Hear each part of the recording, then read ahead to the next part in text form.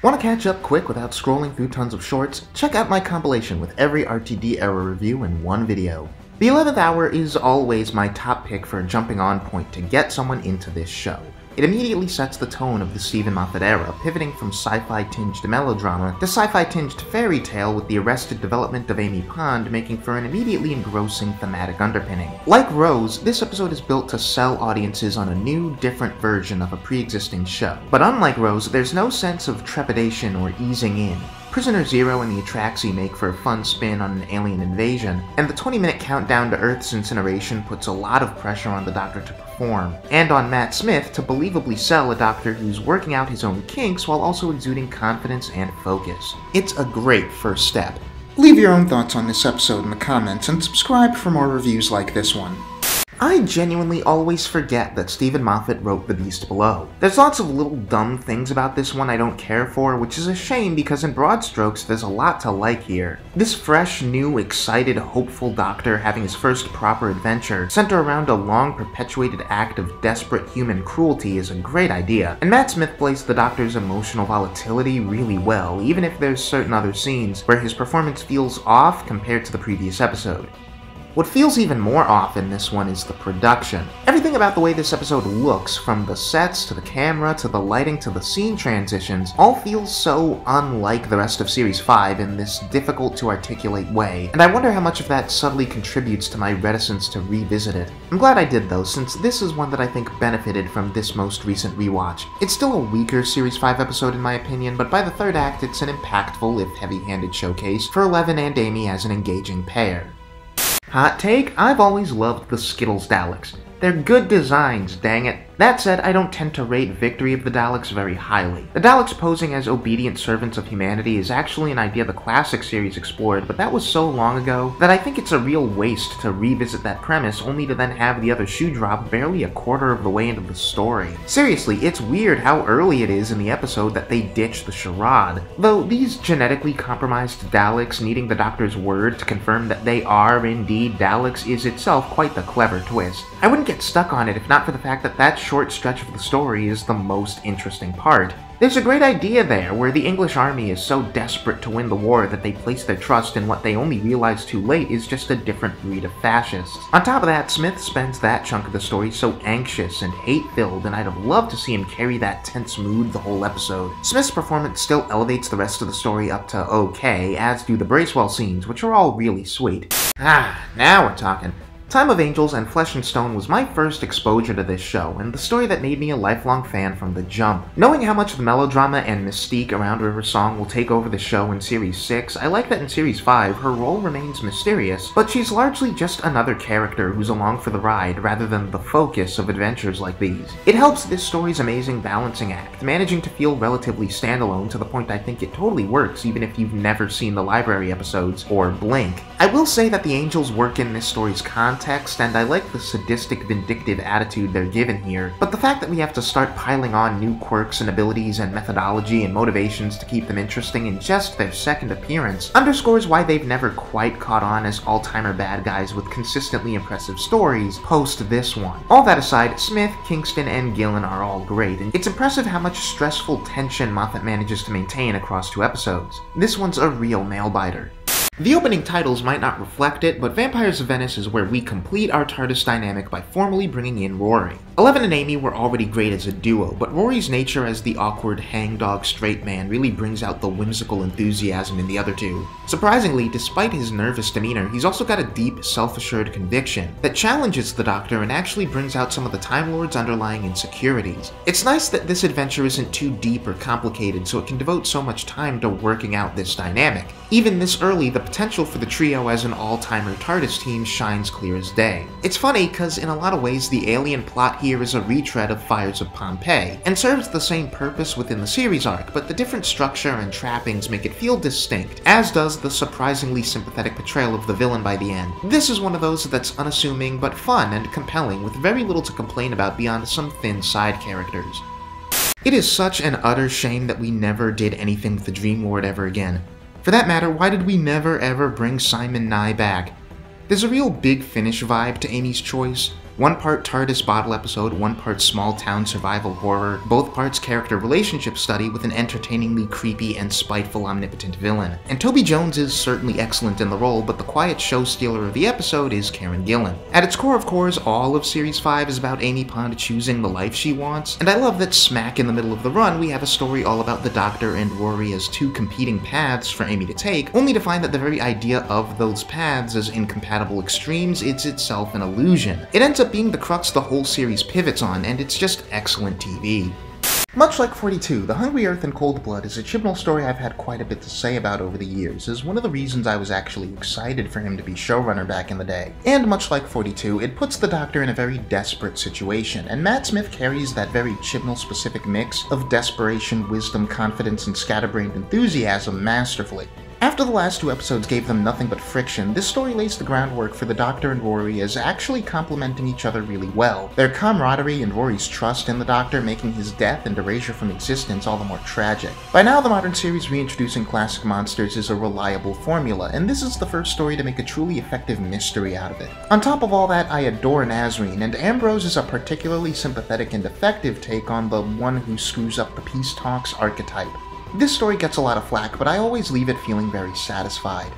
I've got an entire video about how Vincent and the Doctor is an utter masterpiece, which should hopefully be fresh out of copyright jail by the time you watch this, so you might as well go off and watch that in place of this. It's a top 5 story of all time for me, just unassailable as an emotional character study, not just for one of history's most interesting artists, but also for the Doctor and Amy, with incredibly powerful performances and effective direction. All the while, it's also a fun, funny, scary sci-fi monster hunt. I don't know man, I went on about this thing for nearly 20 minutes and don't want to repeat myself, so I might just take the easy path and say watch the other video for deeper thoughts, and like and subscribe while you're at it.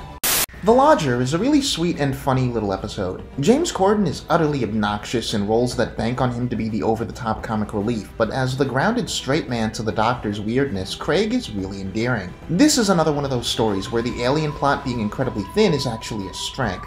This is the first time we really had the Doctor be domestic for an entire episode, and the crashed, disguised spaceship luring innocent people into Craig's flat is an idea creative but simple enough to justify the Doctor just inserting himself into a normal life like this. It also allows for a clever approach to the saving the day with the power of love trope. I don't know, I just always have a good time with this one.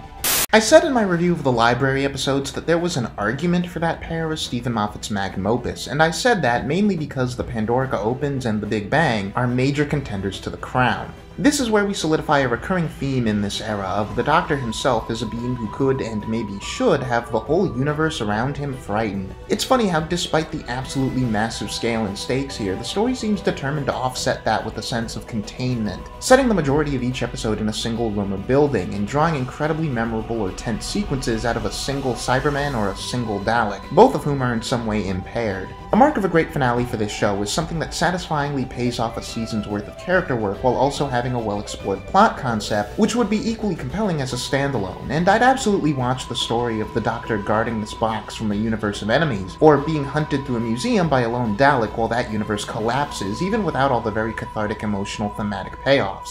This pair is just masterfully crafted. A Christmas Carol is well over a decade old, and yet has still never been topped or even challenged as far as Doctor Who specials. This is yet another one that I've got a lengthier, in-depth review on from back in the day, and every year since its release, I've made it a point to watch it on Christmas Day like clockwork. A meta take on the Dickens staple with Michael freaking Gambon as the Scrooge proxy and the Doctor in the role of all the ghosts is a recipe for success, and this is one of those purely self-contained narratives that captures everything there is to love about this show, and especially Matt Smith as Eleven. Even as this story is rooted in a tragic romance with lives at stake on top of that, there's such a warmth and joy and brightness to it. It's the most any Doctor Who story has really captured the Christmas spirit, and I adore it unconditionally. It is astonishing how well Series 5 holds up. It's astonishing how quickly Eleven, Amy, and Rory solidify into one of the best TARDIS teams we've ever had, a trio meticulously crafted to complement each other. It's astonishing how refined the tone and vision here is, and how consistent the quality of stories is. I maintain, like I always have, that the weak links are Victory of the Daleks and The Beast Below, but even those I appreciate much more on this viewing, the latter especially. Call it nostalgia for this being my gateway into the show, but even detached from that context, this season had a consistent grin on my face, the likes of which even Series 3 and 4 never did. did. For being the first series of a new era, very much a different feeling show to the Russell years, there's such unbridled confidence underpinning the storytelling. Other TV shows dream of having a run of episodes this good. Hey guys, this is just a reminder that if you're enjoying the video so far, you should definitely give it a like and subscribe. It'll make me happy, and it'll keep you aware of further Doctor Who content that I make down the road. Thanks for indulging me, now on with the show. The Impossible Astronaut and Day of the Moon is some serious nostalgia for me. It's been so long since I've sat down with this pair of episodes that it mainly exists as memories hardwired into my mind's deepest recesses. Want to know how bad it is? When I think of Richard Nixon, I think Stuart Milligan's face before I do the actual Richard Nixon. Reliving this story for the first time in so many years just left a great big grin on my face. It's funny, exciting, clever, and a great first impression for the season, with promise of several engaging mysteries and unique take on an alien invasion. The silence threatens to be a touch too similar to the Weeping Angels gimmick-wise, but they are effectively horrifying in their own way. The sequence of the children's home still gives me goosebumps. Having Mark Sheppard as the guest star here is great, just a really excellent character actor. My one and only major complaint with this story is that I don't like the choice to do the whole "ooh, is Amy in love with the Doctor?" teasing. Feels very cheap and a disservice to this near-perfect TARDIS foursome. Since it aired, I've always thought of Curse of the Black Spot as just kinda whatever, and I wish I could say that had changed. Oddly enough, this episode gives me the same vibe as Fear Her, at least insofar as the Doctor feeling bizarrely, subtly, but unmistakably out of character. He's too glib and goofy, all the oblivious quirks turned way up to the point that he's more annoying than fun to watch. Like Fear Her, it's this writer's first time on the show, and you can feel how the vibe is just off. The premise here ain't bad. As an idea, it's really fun, but the plotting is all very flimsy, and not just the Doctor, but every character feels weirdly shallow, and like they're not reacting to things appropriately. The story takes a pivot into the heavy and dramatic in the third act, but I don't think it lands because the whole episode beforehand just feels so substanceless. I think what it needed to work, besides toning the Doctor down a bit, is to give Avery a real effective arc, when right now he really only has the bones of one. Unfortunately, I think this is the Moffat era's first unequivocal clunker. The Doctor's Wife is a solid episode that would be an absolute masterpiece if it had 10 to 15 more minutes. This one isn't written by Moffat, but it weirdly gives the same vibe as some of his work, where it's filled to the brim with ideas which could be their own whole stories taken separately. We've got the Doctor bamboozled into believing there are still living Time Lords, Amy and Rory trapped in a psychological horror bottle episode, and the TARDIS Matrix placed in a human body. All spectacular story ideas, but in sharing the same 45 minutes, it feels like I'm watching half of 3 top-tier episodes stacked on top of each other and fighting for attention.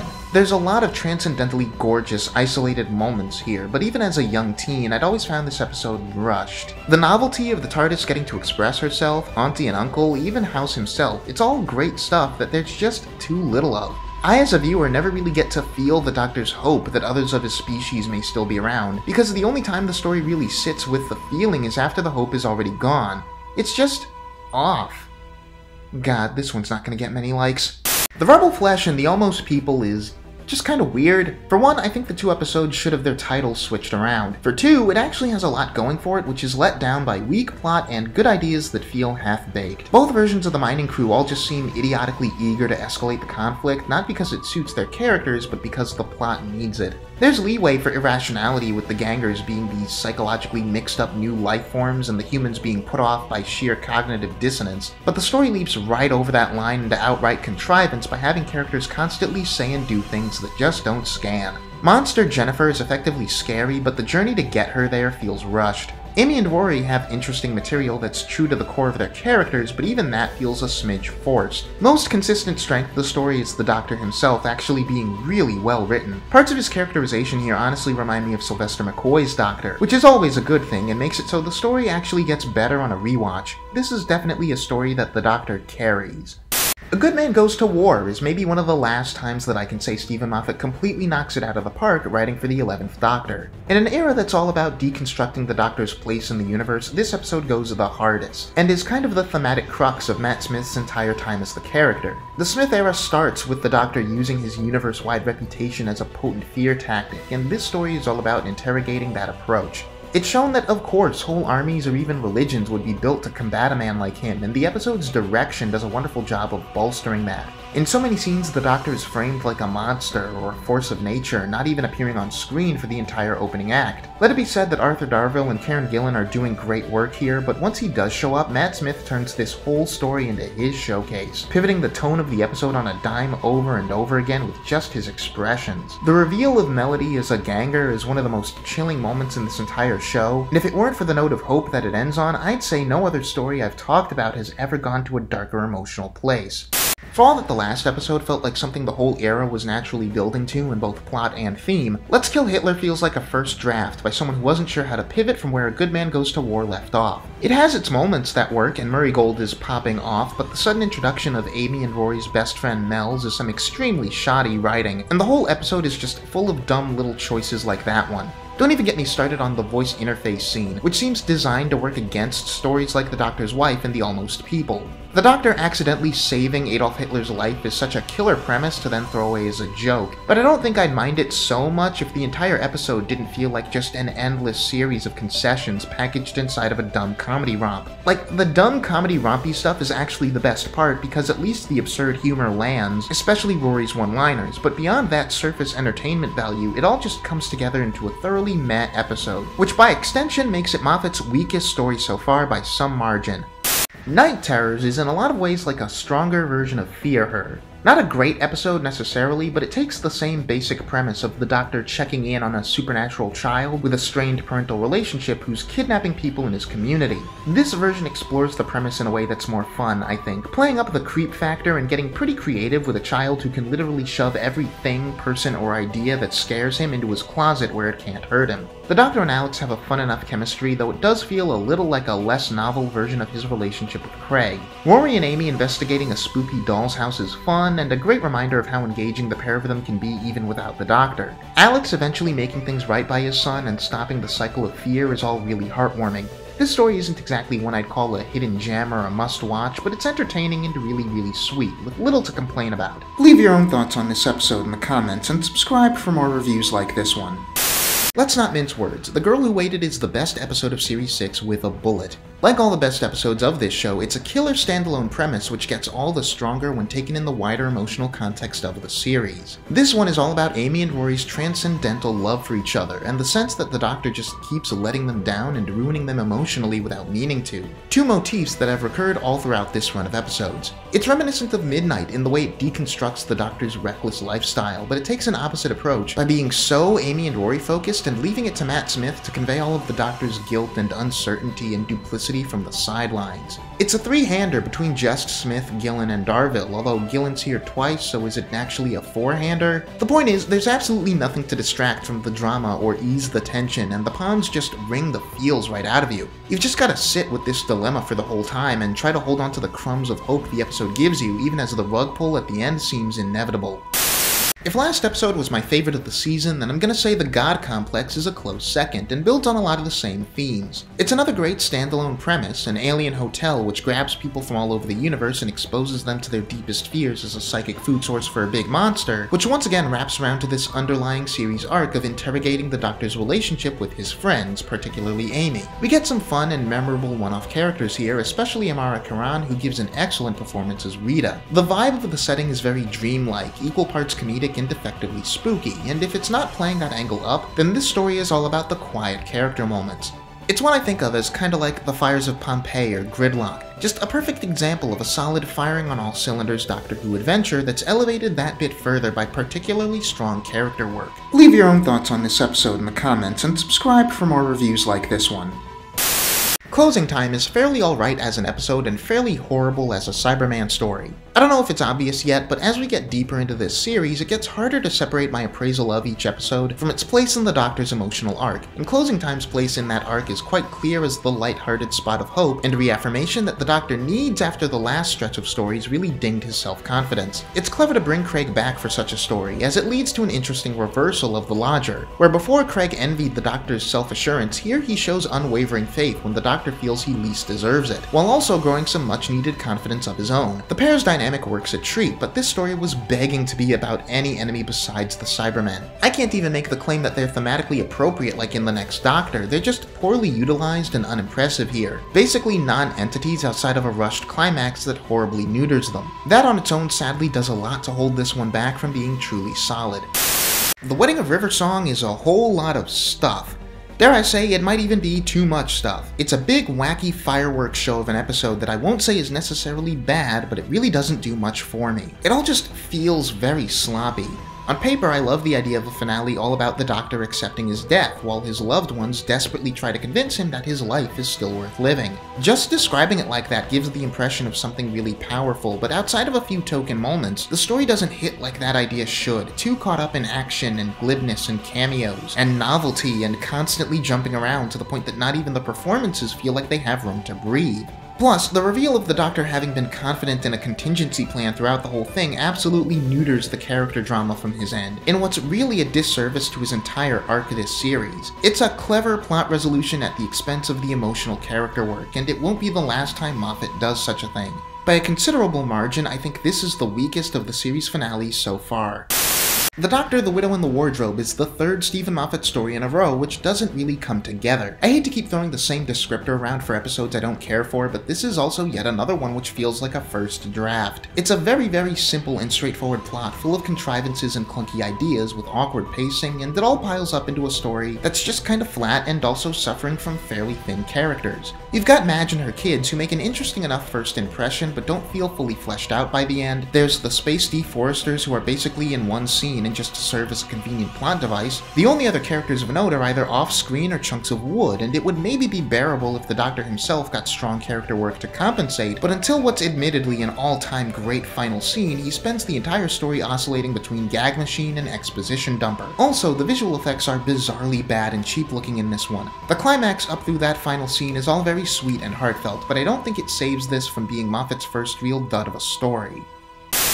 So back when I talked about Series 2, I said it would be a long while before another Doctor-companion relationship was emotionally influential on their run of episodes, to the degree of Tennant and Rose, and when I said that, I'd forgotten just how much Series 6 is entirely about the Doctor, Amy, and Rory as a trinity. And you know, I'll say that this revisit has mostly been kind to it. I think it's got a slightly weaker batting average than usual as far as quality of scripts, but the emotional arc of the Doctor slowly losing faith in himself because he just keeps failing in his attempts to do right by his best friends is some of the show's most effective long-form character work. Story choices made in The Wedding of River Song threaten to undermine a lot of it retroactively, but oddly enough, despite being the weaker episode, it's the Christmas special that ties the whole character journey together super neatly. As a comprehensive emotional arc, Series 6 is gangbusters. As a run of separate episodes, I think we've officially transitioned out of what I consider the show's golden age, especially regarding Moffat's own scripts.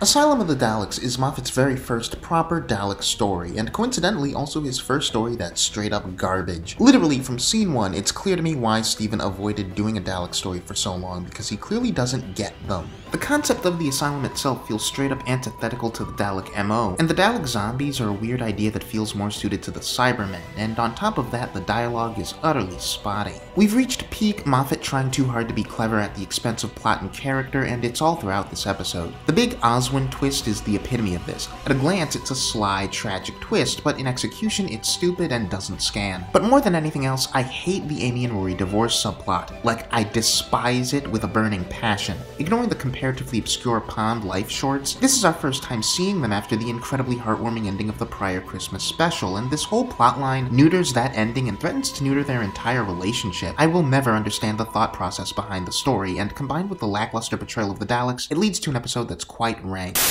Dinosaurs on a Spaceship gets off to a shaky start before mellowing out into a good time. For a good chunk, it plays like it was plotted out by a kid on a sugar high. Matt Smith is back in the obnoxiously quippy and zany caricature mode that he was in Curse of the Black Spot, and it feels like way too much is happening at once, to the point that I felt we must have been halfway done when only 10 minutes had passed. Even in this frenzied state, Rory and his dad having a cute shared arc together while Amy has a ball filling in for the Doctor with her own pair of companions goes a long way, even as the Doctor himself is a tad grating. But then, ooh then, David Bradley enters the picture as one of the most despicable one-off villains in the show, someone who really brings the bile out of the Doctor, and the episode from his introduction onward is really solid. With comparatively little screen time, Solomon really makes the skin crawl, and he goes a long way to show how an effective antagonist can really tie a bunch of disjointed elements into a pretty fun adventure.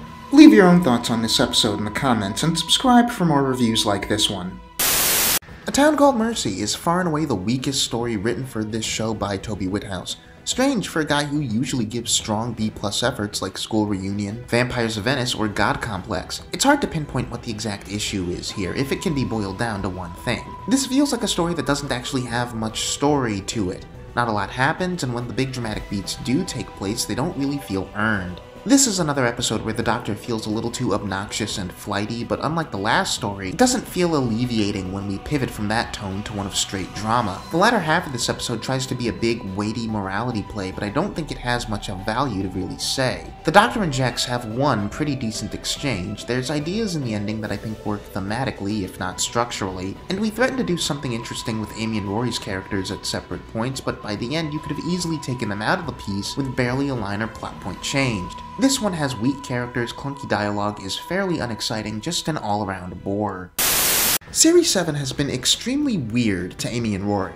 The Doctor, the Widow, and the Wardrobe feels like it left the pair in a position that the show wasn't able to fully process, and The Power of Three is the only story that comes close to squaring the circle. Amy and Rory realizing that they don't have to choose between their best friend and a real adult life, while the Doctor learns to be comfortable within that life but also gives them that choice, is a great dual character arc. The Cubes pull triple duty as a creative idea for an alien invasion, a silly but thematically impactful pun, and a plotline that lets the episode focus less on plot and more on being a start-to-finish character piece about the relationship that's defined the last 2.5 seasons. There's so much narrative heft baked into this trio and their role in each other's lives that any story about that was bound to be a season highlight. And watching them all make compromises for each other as they try to synthesize their very different wants and needs is great drama and great comedy. I'm sure another writer could make an all-timer out of this premise, but even as is, this is easily the best of the season.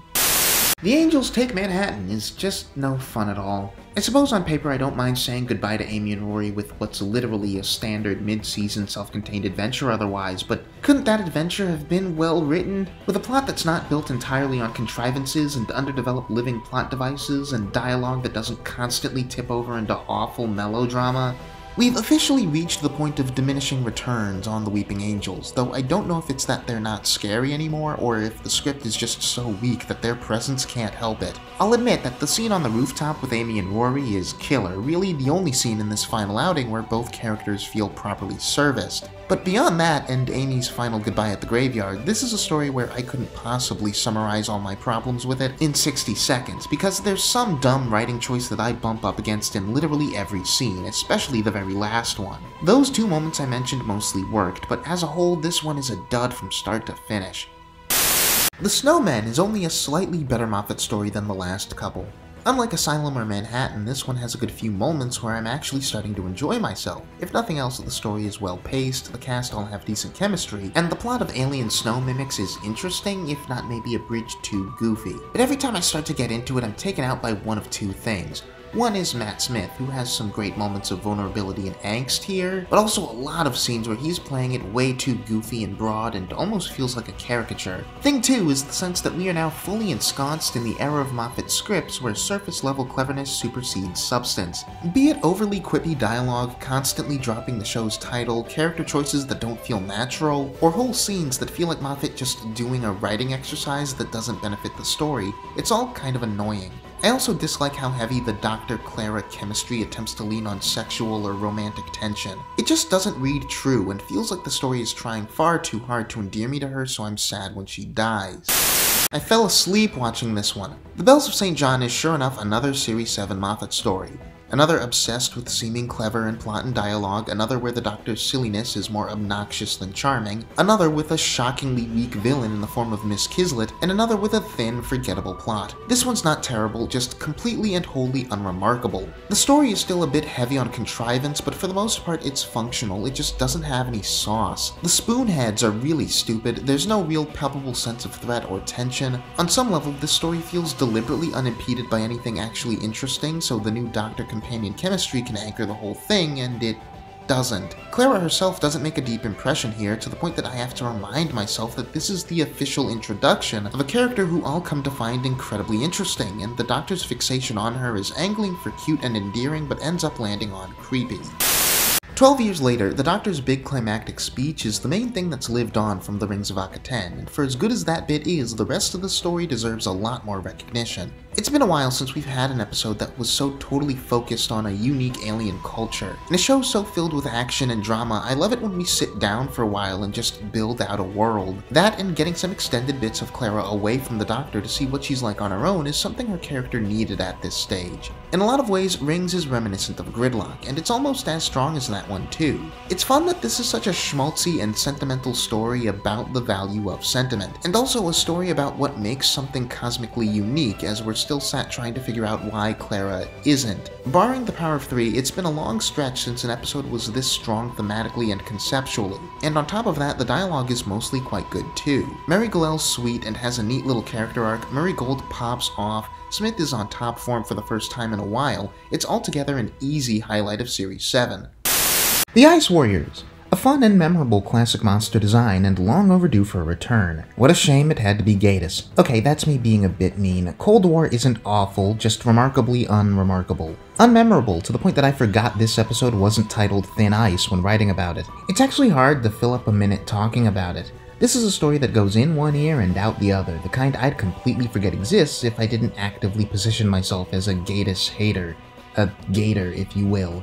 It's a nice change of pace to have a classic enemy return not for some big Earth invasion, but for a story of a lone warrior heartbroken and scared and lashing out, even if structurally that basically just makes this one Dalek but worse. This one is contrived in some spots, but not nearly as bad about that as other stories where I've thrown that word around. There's some good moments for Clara in here as she fully feels the stakes of the conflict set in around her, but the rest is whatever. This one really is just fine. A fine little story, a harmless and slightly uplifting way to pass 40-odd minutes.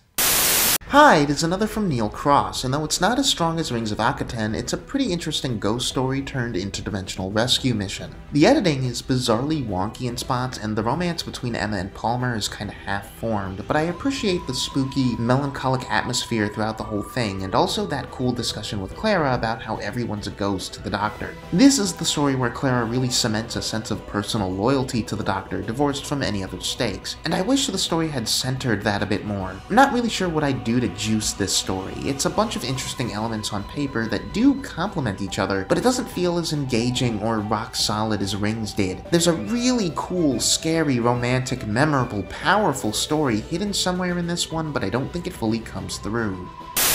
We explore the TARDIS interior so rarely that Journey to the Center of the TARDIS is one of those concepts which should feel totally momentous. It's the kind of story that you want to be great, so it's all the more frustrating when it just never gets close. There's a fun idea here, of something spooking the TARDIS so bad that she herself becomes an obstacle, trapping our heroes inside and pushing them to a breaking point. Unfortunately, this story is weirdly structured, with plot points and emotional relationship beats that fall flat or don't feel earned. And that's all before it timey-wimeys itself into being completely inconsequential. If nothing else, Stephen Thompson's got a much better handle on the Doctor's character here than in Curse of the Black Spot, but I'd much rather this be a two-hander with just the Doctor and Clara. The Van Balen brothers are pretty bad as one-off characters go, all very shallow and boring personalities. The twist of the one who's been tricked into thinking he's a robot is so dumb and makes the remaining brothers irredeemably monstrous. I remember The Crimson Horror being one of the Series 7 stories I enjoyed more than most on a first watch. Unrelated, I tend to not remember it being a Gatiss episode. Yeah, I rib Gatiss a lot, but this is one of his more solid stories. It's the definition of a standard middle-of-the-road one-off, just enough of a unique plot and fun character interactions to be satisfying. The kid who's a living reference to a GPS system is a weird joke for sure, but beyond that, this is the most I've laughed at an episode this season. Mrs. Gillyflower is another one of those delectably hateable villains who really brings an episode together, like Solomon for Dinosaurs on a Spaceship.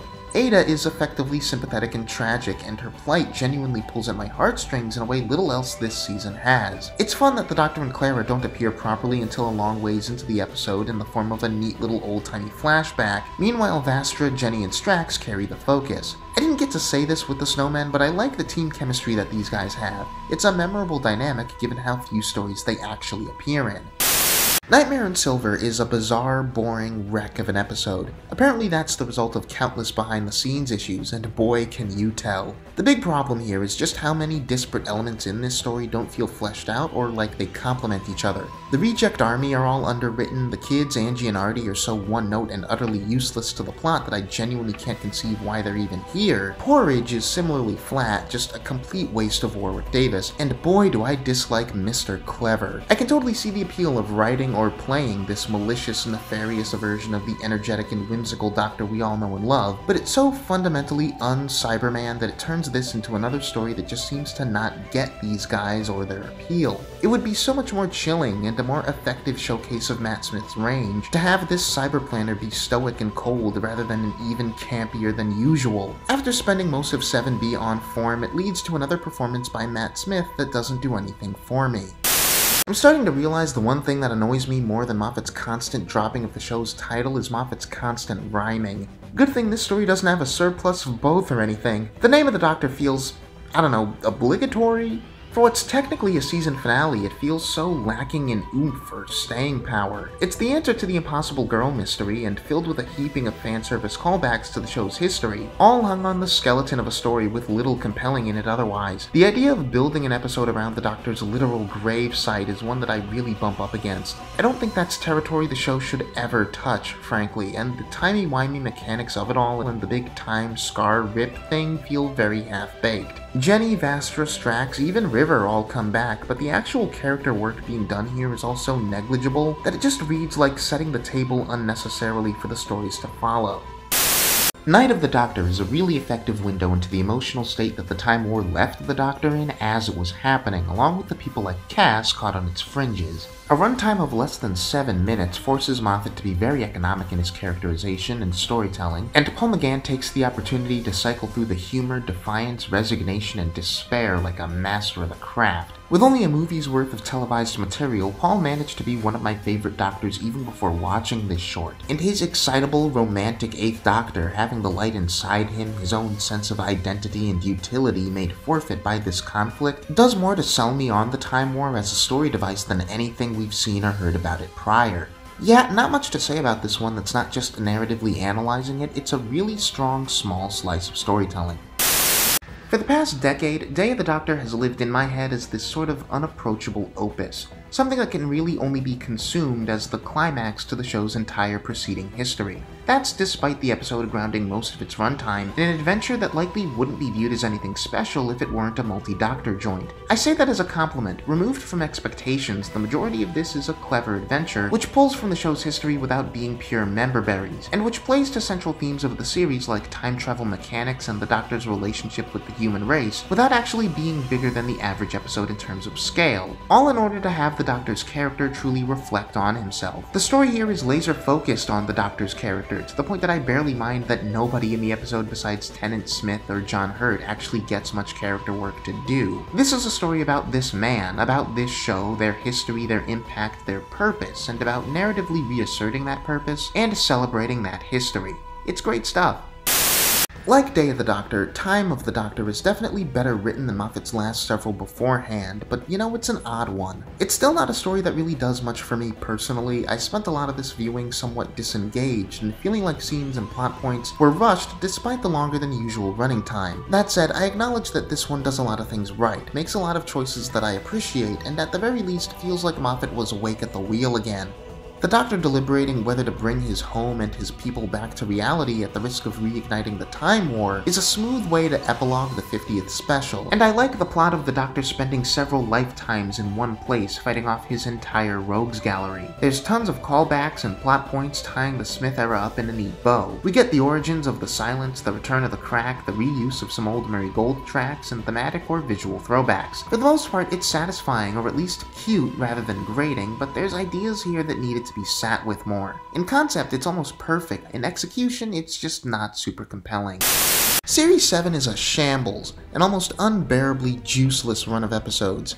Almost. Including the Snowmen, Day, and Time of the Doctor makes this the longest string of stories I've done a video about, and I can count the number of them that really do anything for me on one hand. Not counting Day of the Doctor, whose inclusion almost feels like cheating, there's no truly transcendentally great episodes in this season, which is a first and not something oft-repeated, thank goodness. I really don't like how derisive and bitter I've sounded about Series 7, but it's just so mid. It's the first time that getting through a season of the show has ever felt like a chore. It's clear watching that Steven Moffat took on too much for himself and may have just been off his game otherwise. The quality of his scripts have cratered, the Impossible Girl mystery isn't a fraction as compelling as his other arcs, and so it falls on the guest writers to carry the season with compelling one-offs, and excluding the occasional silver egg, they mostly just can't manage it. Also, this is easily the weakest of the show's title sequences.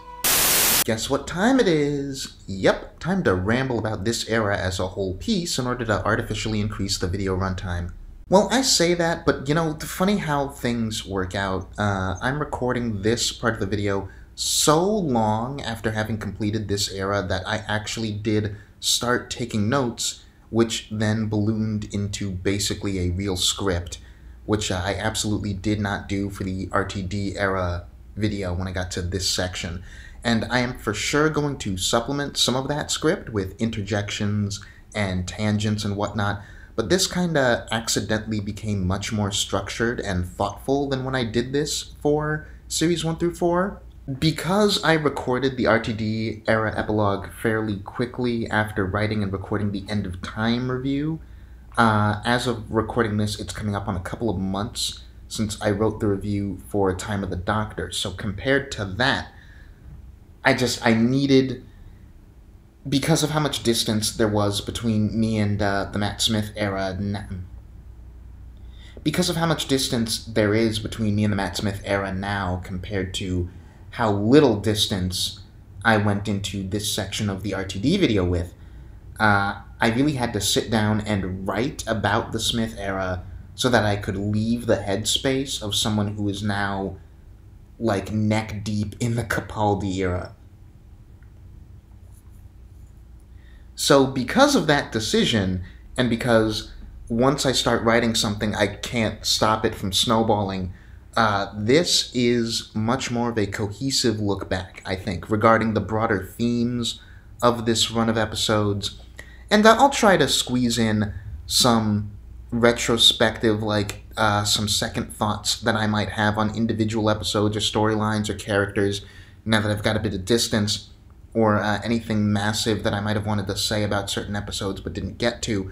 But for the most part, this is going to be just a little bit more of a more focused but still broad look on Series 5 through 7. Although I'll forewarn you, if you are understandably at this point just sick of me just dragging Series 7, then you may want to bail anyway, because so much of what I'm about to say ultimately comes back to what I think went wrong with that season specifically.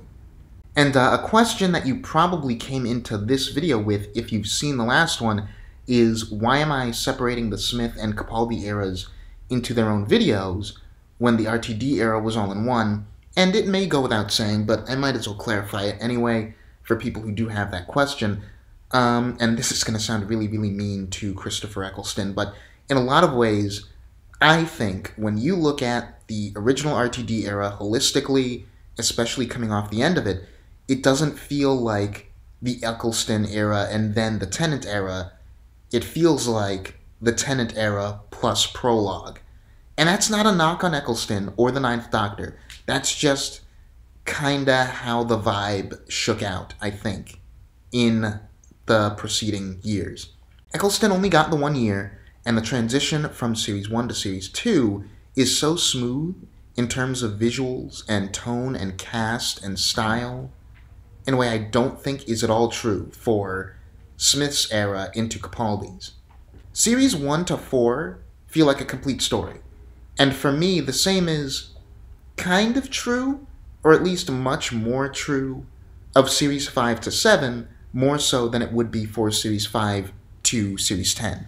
And I was actually thinking about this because I got into a little bit of a discussion about something that I'll talk about at length in both the Smith and Capaldi videos, I'm sure, which is Clara, and just a general sort of feeling of divide between Series 7 and 8.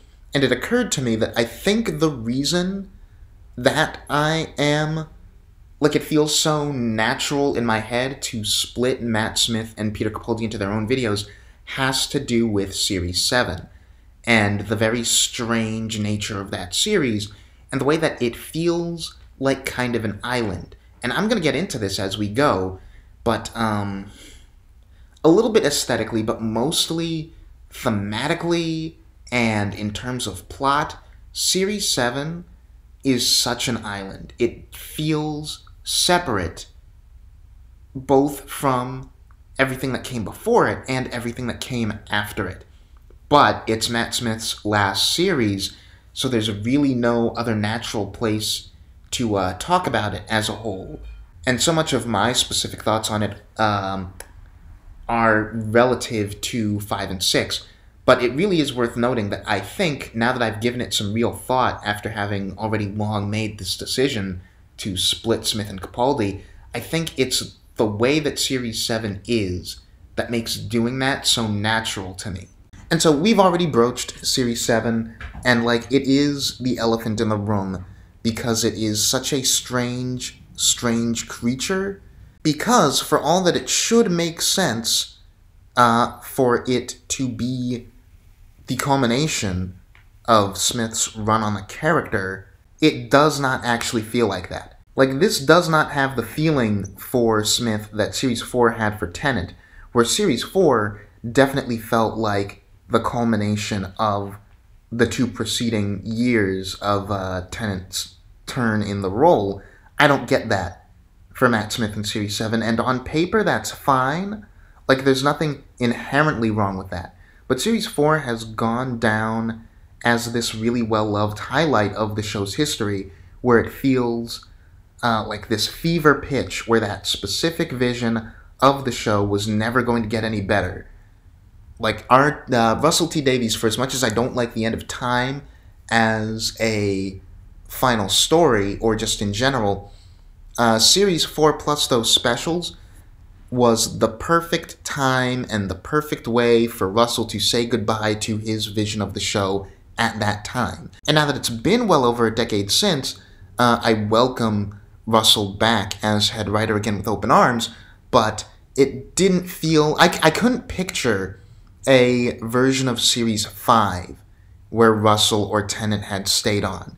It feels like those two had formed such a specific vision of the series, and it had fully crystallized by the time of Series 4, and when that run of episodes plus the specials had run their course, it was time to say goodbye, because you were never gonna crystallize further what that version of the show was. And so because I feel that way about Series 4 plus the specials, I threw Night of the Doctor, Day of the Doctor, and Time of the Doctor in with Series 7 as a run of episodes, and I think that that feels almost too nice to Series 7. And I know I typically tend to wrap Christmas specials in particular in with whatever the previous series was, but here, it feels like, by the time we get to Series 7 and the specials, it feels like the show trying to have its cake and eat it too, where Name of the Doctor is an actual series finale, but in reality, it's just a prologue for the 50th anniversary, and it's almost completely devoid of substance outside of that function.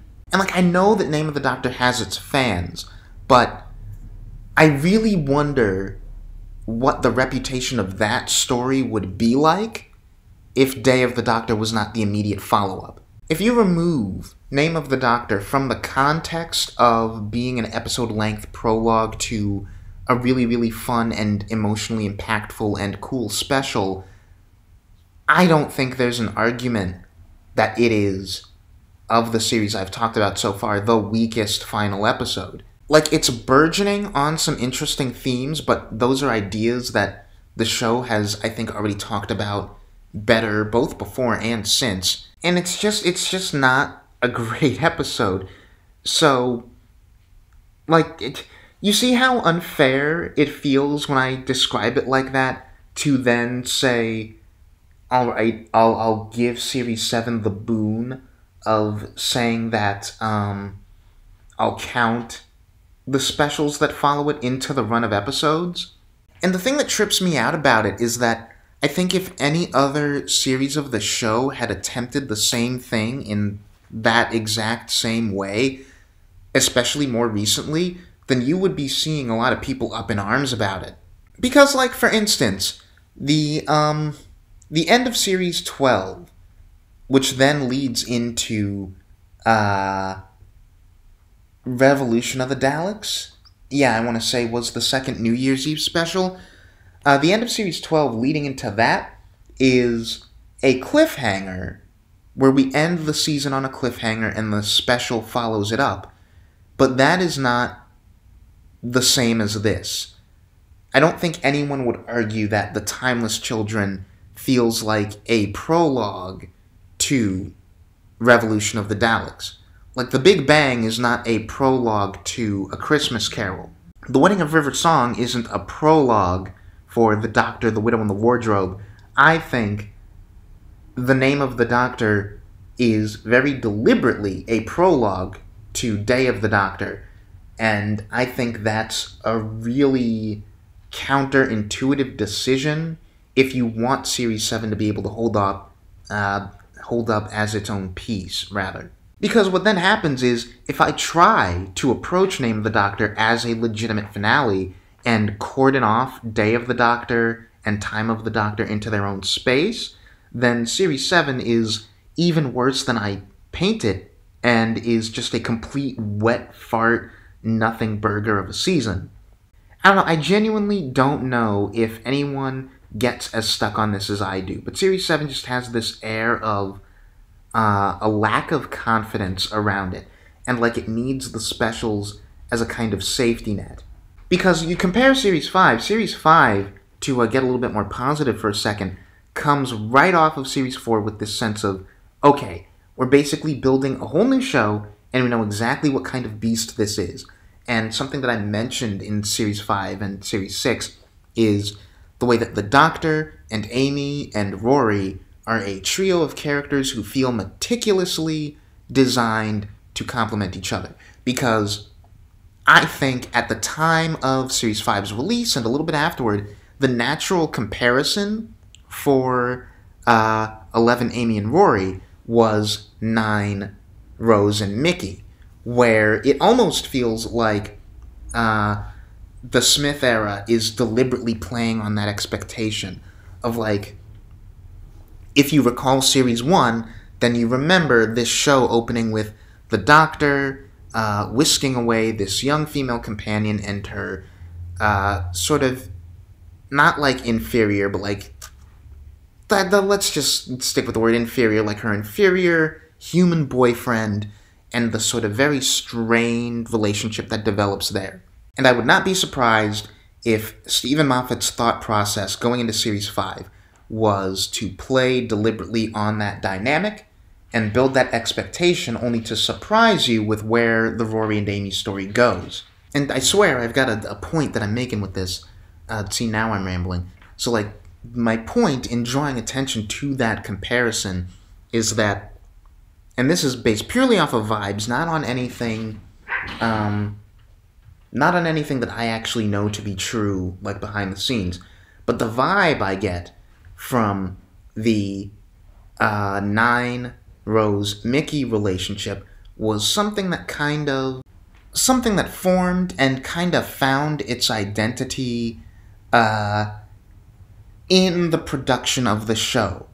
And even though there is a very clear intentional dynamic to 9 and Rose and Mickey, there are moments where it feels like maybe the show doesn't have a fully formed 100% clear idea on maybe what Mickey's function in the dynamic is, or like the dynamic changes once it becomes 10 and Rose and Mickey, and going on further from there.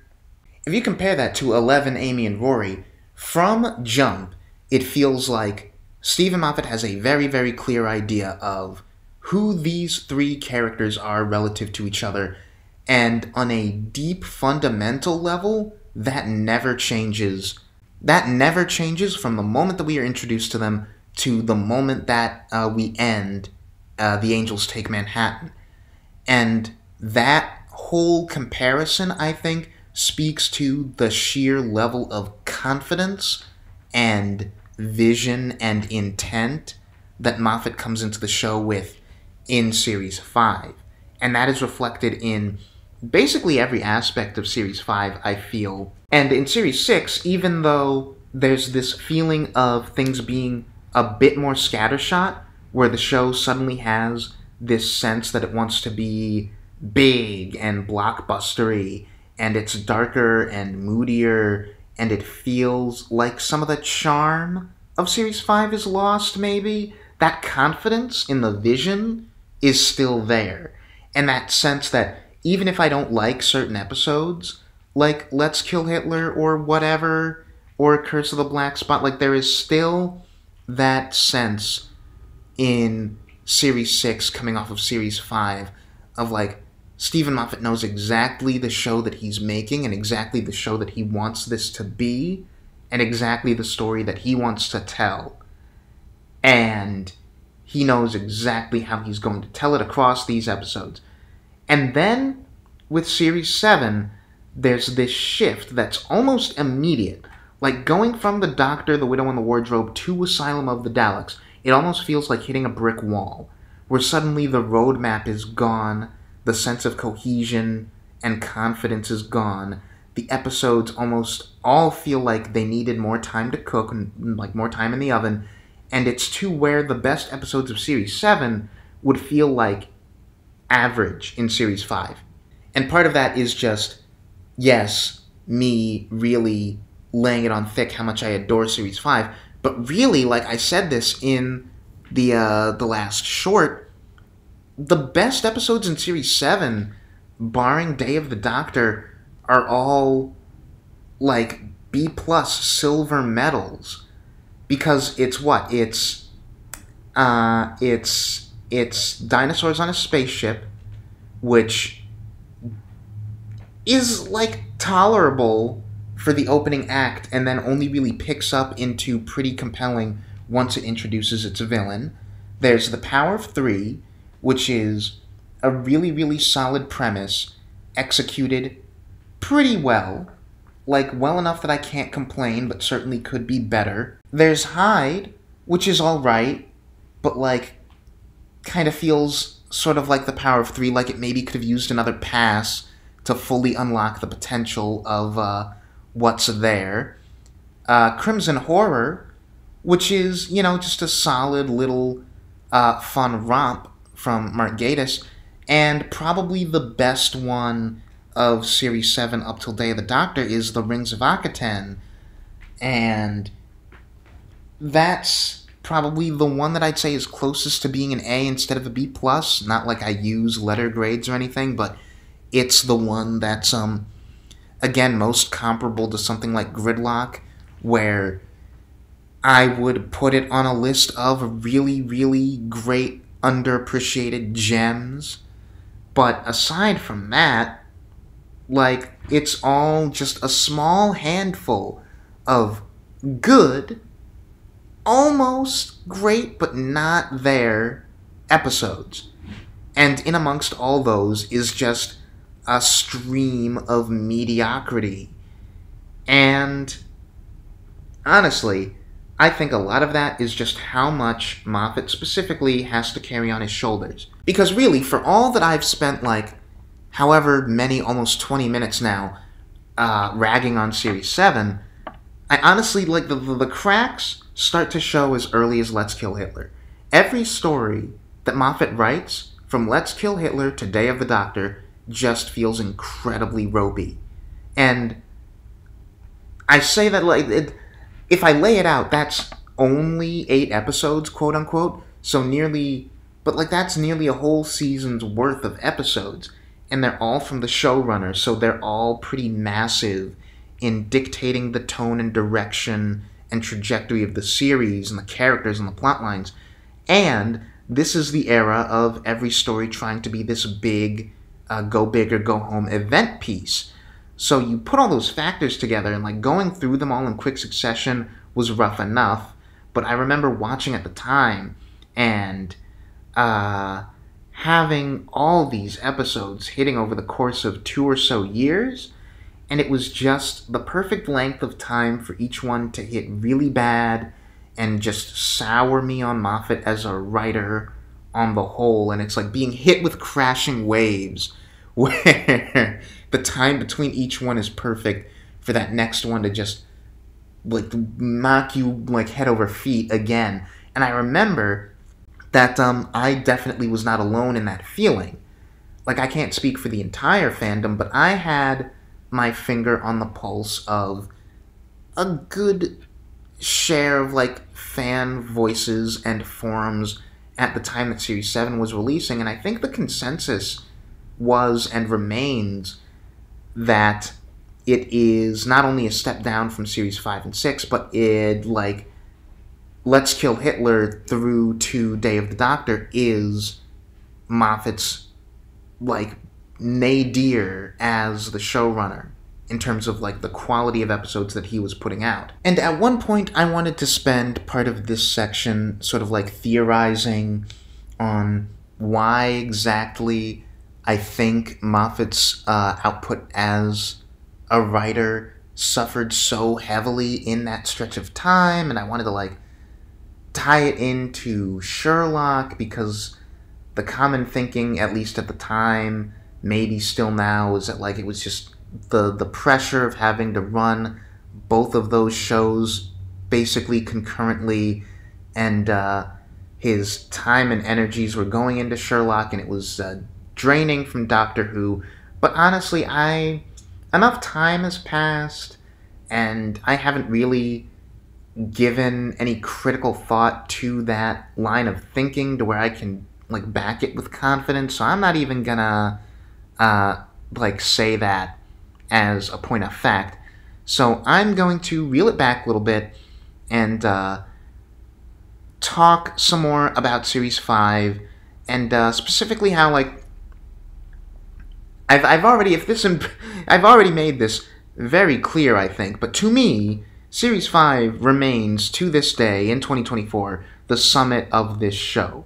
And it feels a little bit sad, maybe, to say that, like, to look back and say that the show has never gotten quite this good again in 14 years. But, I don't know, that's just where my feeling is at, where it has always been. And to my memory, this holds true for Series 11 and the Chibnall era, I think. We'll see how that holds up when I finally get to those episodes, but to me, every showrunner's first series has served as a very potent statement of thematic and tonal intent for what their era then ends up being. Or at the very least, like, what you assume the plan must have been going in. And like, when I say that, it sounds obvious, like, duh, but I think it's in this specific way where each era gets a little bit more refined and shaved down into a sleeker, more workshop thing, and that first series, by comparison, is just this shaggy burst of vibes. And for RTD, Series 1 was this big burst of his specific brand of theming and political commentary and this kind of down-to-earth dramatic tone. And we'll see how I feel about Series 11, but to my memory, Series 11 was a big burst of the vibe of, like, Chibnall wants to get back to feeling a little bit more like the classic series, and throwing back to the time when the show was semi-educational and less focused on a underlying plot thing and much more about individual scenarios for episodes, and a lot more subtle about the character dynamics and individual character arcs.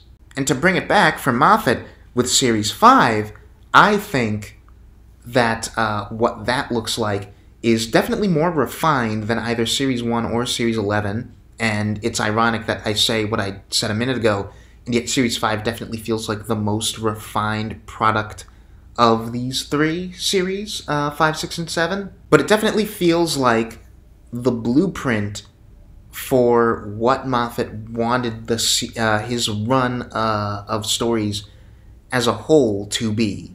And that is one major theme that I'll talk about in a minute that has to do with just the way that the show becomes about storytelling under Moffat, but also a lot of various other ideas that keep recurring throughout his era, where it's about the Doctor's relationship with children, where it's about leaning into the way that the time travel aspect of the show will impact these character relationships. And Moffat has said recently, like to bring it back to the main thing that I want to talk about, which is the storytelling. Moffat has recently said in interviews, he's kind of pushed back on the idea that his era was significantly more fairy tale, quote unquote, than any other era of the show. Because for a long time in fandom, fairy tale has been used as a descriptor for the Moffat era. And so, recent interviews, he's been doing a lot of pushback on that and saying, you know, like you say that there was a lot of like fairy tale aspects to my writing, and because the fandom says that, that becomes what people then like internalize it as, even if it's not necessarily true. And I understand Moffat's impulse to say that as a writer. And, like, putting myself in his shoes as a guy who maybe didn't have that conscious intent, as an insider looking out at the way that fans speak about his work, I can see why he'd resist that idea. That said, I really do think that fairy tales, or at the very least, fables, are a big defining motif in his era, and I think that comes through in the way it feels. Because I think the Matt Smith era, and only slightly less so the Capaldi era, they're really the era of fables and stories and characters telling each other stories, or being framed within the show as figures in a story. Like, again, I empathize with Moffat, but I don't think you can be too shocked at people claiming your era as being like a fairy tale when a massive part of the emotional foundation is the idea of the Doctor as an imaginary friend, or when the Pandorica opens is all about pulling scenarios from Amy's childhood stories and framing the Doctor as this mythical figure, or when the emotional climax of Series 5 is the Doctor regaling Amy with basically the fairy tale of his own life to ensure his own existence, basically. Like, I'm sorry, Steven, but there's just so much to the idea that at least Series 5 is Doctor Who filtered through a fairy tale lens. And now I think about it, that's also an interesting thematic framing for the whole idea of the Doctor lies, because that's something that really gets emphasized in the Smith era more than most, this idea that we draw attention to how the Doctor is always lying, or omitting, or reframing things constantly. So he's this guy who spends his entire life mythologizing himself. And he does it to enemies, he does it to strangers, he does it to his friends. And I think that's a big part of what makes Series 6 interesting as an escalation of Series 5. Because Series 5 opens with the Doctor self-mythologizing for Amy, and then it climaxes with him solidifying that idea, where we end the Big Bang and the subtext is literally the Doctor has come back from a literal non-existence purely on the power of his ability to embed the myth of himself in Amy's mind. So the story of the Doctor, as told by himself, is so powerful that nothing could conceivably erase him. And from that, we dedicate Series 6 to harshly deconstructing that idea, where the notion is that, of course, people would be compelled to eliminate the Doctor anyway and try to destroy him because of how powerful he is as a mythic figure, as a figure of stories. It's almost like, it's interesting, I've always pushed back on the Loki series versus Doctor Who comparisons. when in this thematic aspect, I think they're actually quite similar in the way that you could argue the Doctor is his own kind of god of stories, where so much of his staying power and so much of his influence and ability lies on things like reputation and myth-making of himself. And the Silents are fascinating in concept because so many of Steven Moffat's scripts have been about the Doctor's mythology and how potent and fear-inducing it is, and the Silent storyline is all about, okay, what if a group of people did buy into that mythology so completely that they basically viewed the Doctor as a devil figure the same way the Daleks often do? Wouldn't an anti-Doctor cult ostensibly be inevitable? And, oh man, I feel bad for doing this, but again, I'm going to bring it back around to how disappointing Series 7 is comparatively, because Series 6 is such a natural build from Series 5 in terms of that theme of the Doctor's personal myth growing too large, and by comparison, I don't think Series 7 has any coherent statement to make with that idea. Series 7 is not really about the Doctor's self-mythologizing at all. And it shares a lot of those thematic motifs with Series 5 and 6 of characters being portrayed within in-universe stories, or characters lying or framing themselves in sort of like a packaged narrative, or the Doctor making a big speech about his personal story.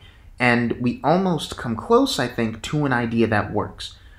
So if Series 5 is about the Doctor solidifying his mythic presence, and Series 6 is about the fallout of that myth and how it scares people, Series 7 briefly seems like it wants to be about then erasing the myth in response. So if 6 is fallout from 5, then 7 is fallout from 6, because it's about the Doctor saying, I got too big, I built up my own hype so much that it became understandable for people to find my existence scary, I need to dial back and basically vanish.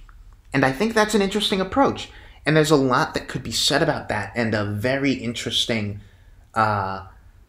series length arc and thematic study that could be drawn out very easily. Like, you would not have to force it. It's a very easy story to tell there, with how far then is too far in the dialing back, and how much does the Doctor really need to mitigate his previous myth-making.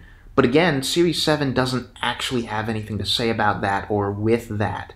It stops caring about that whole idea completely after 2 episodes, and at no point is the Doctor being a supposedly smaller or less mythic figure actually relevant to any given story. Plus, Series 7 doesn't even wrap up the Silent storyline. Series 6 leaves the Silents in this super odd, ambiguous place where they had a big plan in the form of River Song, and it failed and the Doctor escaped, but they're all still out there. They just never tried anything again. It's a really weak sauce end to their presence in the series, and they don't even get mentioned again until Time of the Doctor. And Time of the Doctor attempts to position itself as a kind of origin for the Silents, but it doesn't say anything at all about the Doctor's mythologizing in doing so. So it's not thematically satisfying as a button on that conflict. What Time of the Doctor ends up doing is reframing the Silents as a much more utilitarian force than I think was ever intended. Because the idea there is, like, the Doctor's silence is needed because his silence will ensure that Gallifrey never comes back. And, like, we're basically told that from that impetus of this society that is not necessarily the Doctor's enemy, but will ensure that he does not bring back the Gallifreyans. From that, we get this splinter cell that is Madame Kavarian, the villain of Series 6, and, like, the off-screen villain by extension of Series 5. And I don't like that idea. I don't like the way that those two things interact thematically, because while it makes logistical sense and is like quote-unquote clever on paper, the idea is so much more impactful and interesting and complements Series 6 and 5 better if it's that the Doctor's silence is that he must be silent from continuing to build his own myth. And you cannot let the Doctor speak, because the moment that he speaks, words are his power, and he will get in your head, and he'll trick you into your own traps. He'll do what he basically ends up doing in 95% of his stories, which is talking his way into these basically god-tier feats. And so the silence is really interesting if the idea is they are a force dedicated to stopping the Doctor from speaking his story, because that is how he wins. It is much, much less interesting and so much more isolated and situational if it is instead the silence is dedicated to making sure that the Doctor never speaks, because him speaking would make this plot point happen, and that would be bad because it would destroy the universe. And, like, in broad strokes, if I describe it in the broadest possible sense, you can be like, oh, well, it's the same idea, because it's the idea that the Doctor, his silence will ensure the safety of the universe. But, I don't know, having it all tie back to the plot-specific stuff in Time of the Doctor and dealing with the return of the Time Lords and the way that, if Name of the Doctor suffers for being a prologue to Day of the Doctor, then Time of the Doctor suffers for being basically an epilogue, instead of actually wrapping up the Matt Smith era, which you get the sense that it is attempting to do, and it's attempting really, really hard to do that. It gets hindered in that journey, in that attempt, because what's really stuck doing is being an epilogue for the immediately preceding story. And so, like, discussing this aspect in, like, Series 7 with friends, some of them brought up a good point, which is that Series 7 was maybe, if anything, less compromised by being made in tandem with Sherlock, and more compromised by being the 50th anniversary season. And granted, for as much as I said I wasn't going to talk about it, I will stick by my feeling, which is that Sherlock played a significant role in the downgrading of Moffat's specific scripts, and that maybe Day of the Doctor got off easy because he knew, being the 50th anniversary, it deserved a lot of thought and, like, care put into it. But putting aside the individual quality of Moffat's episodes, I think Series 7 as a whole beast ends up in the position that it is, because what should have been Act 3 of the 3-act structure of the Doctor versus Silent storyline is instead taken over by, oh, Series 7 has to make the centerpiece the 50th anniversary. And maybe the thinking was, we don't want the 50th anniversary to be a silence thing because that's a new invention, and we want the conflict of Day of the Doctor to be something that is a little bit more embedded into the show at that point. Because for as much as, you know, you want the 50th anniversary to be a celebration of the show's entire history, what it really is a celebration of the, like, nearly, like, the 8 or so years that the show had been on TV screens at that point, like, returned. So I think the Day of the Doctor does a decent job balancing, trying to be like 25%, maybe even 35%, like, homage to the entirety of the show's history as a collective 50 years, and 65-75% a wrapping up of this emotional arc and this character study of the Doctor as he has existed specifically in the 21st century. And I think for as good as that story is, maybe Series 7 was ultimately compromised in the need to pivot from what 5 and 6 were doing so that it complements Day of the Doctor better. Because what it feels like to me is that we really do not have a conclusion on this broad thematic idea of the Doctor and the power of his habit of leaning into his own myth. And that whole conflict just stops with the Wedding of River Song. And suddenly, for Series 7B, the villain is the Great Intelligence, who are not a fraction as interesting as the Silence and is another, like, classic Who throwback. Like, is there a single person who's like, oh yeah, the Great Intelligence, like, what a great arc villain that was?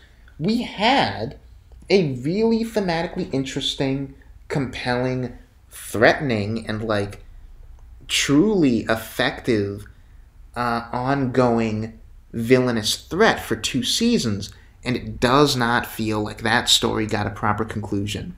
And, like, I feel like I've gone on long enough, but it really is so funny to me that the way that you can see this reflected even in Matt Smith's performance, because I wonder, like, I'm thinking to the possible alternate reality where the Silence got to be the main bad guys for another season, and maybe we kept Kovarian around because I don't know what the situation with her is, like, whatever, maybe, and we keep this presence within the story that can consistently get under the 11th Doctor's skin and has, like, ruined in so many ways the lives of the people closest to him, and keep that sort of, like, rivalry ongoing. And I wonder if that would bring out something like what's missing in Smith's performance throughout Series 7 that he had in 5 and 6. And yeah, I don't know, I've been going on for a while now. I feel like I've got to have, like, at least 30 minutes of now just this talking about the era as a whole, and that's about where I want to cut it off. I don't want it to be where I've talked about, done the ramble so long that it has overtaken the runtime of the shorts. So I'm going to leave it there. There's stuff that I could still talk about specifically with the latter half of Series 7 and Clara, but I think I'll save that for, like, some observations that I make as I discuss the Capaldi era, because it really does inform my feelings about that too. So, yeah, if you've listened this far in, then kudos to you. I hope that you've heard enough to make you subscribe already at this point, but, like, thank you so much for listening. This has been another, you know, really interesting sort of thing to reflect on and look back on, and, yeah, I hope that you stick around for, in the coming weeks, hopefully I will begin the Capaldi shorts. So I'll see you for those. Bye-bye.